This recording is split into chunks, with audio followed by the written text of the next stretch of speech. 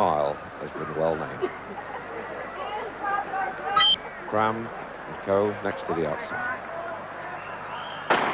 Away they go, racing straight into this bend, and James Mays, as we expected, went off, and somebody's gone down right on the inside. It's number 71, crashes down, delays the Swiss record holder, the man who fell in the Olympic Games and went out in the first round, about 3 meters from the line. He's walked off in disgust. Too many athletes, really, chasing that spot, looking for safety as they race into that first bend. And the first target, if it's going to be fast, Co ran the first 440 yards in 55.23. Still Mays leading, Ilhart of Australia in second place. Seb Co right up there. Gonzalez right alongside him. Just behind him is Flynn. Cram keeping clear of trouble on the outside.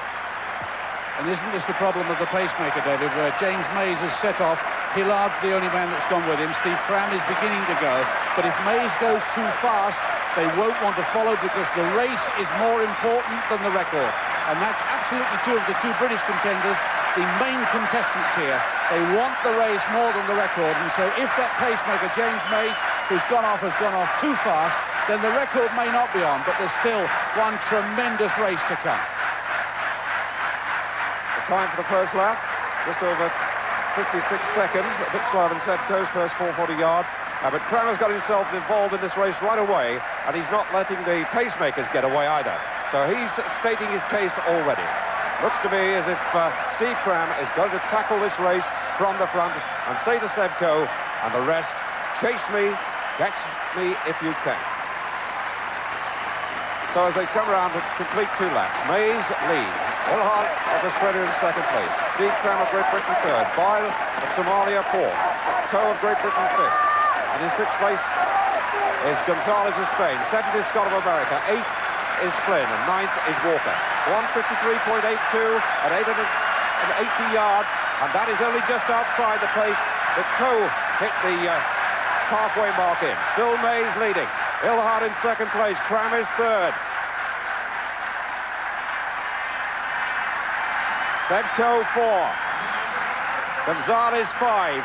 Steve Scott goes 6 ahead of Bile.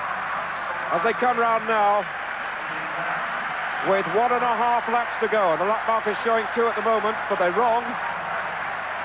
And James Mays has dropped out, of course, and so Ilhart leads now, the Australian record holder. Cram in second place. Co is stalking him in third place.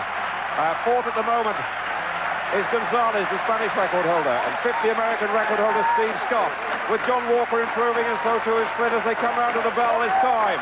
And the time at the bell, 2:53.14. And Co's time when he broke the record was 2:51.9, so it's going to need a real last lap, but Cram has set out in pursuit. Co is following him all the way. And it's the 2 Britons out in front. Gonzalez of Spain in third place. Scott is 4 in the race between the 4 as they come round with 200 to go. And Cram is testing Co. Can Co kick off a fast pace like this? And Cram is going away.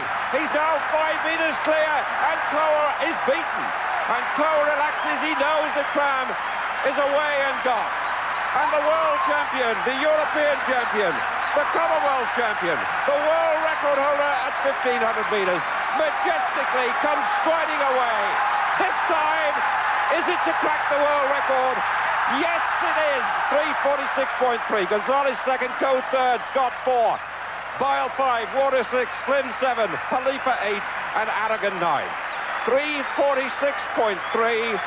The world record goes to Jarrow. And what a magnificent run. Well, the doubts have been expressed about tactics. It has been said that this man is predictable, but could you really predict that he'd be brave enough and bold enough to go away from a field of this class so early and run right away from them? And suddenly, for the old world record holder, well, he knew his days were numbered. He went right away, accepts defeat, very graciously indeed. But in fact, Steve Cram ran the finish out of Co. 45 world records now for the Bislett Stadium. 3 last night. Steve Cram takes 1.03 seconds off Sebastian Coe's world mile record.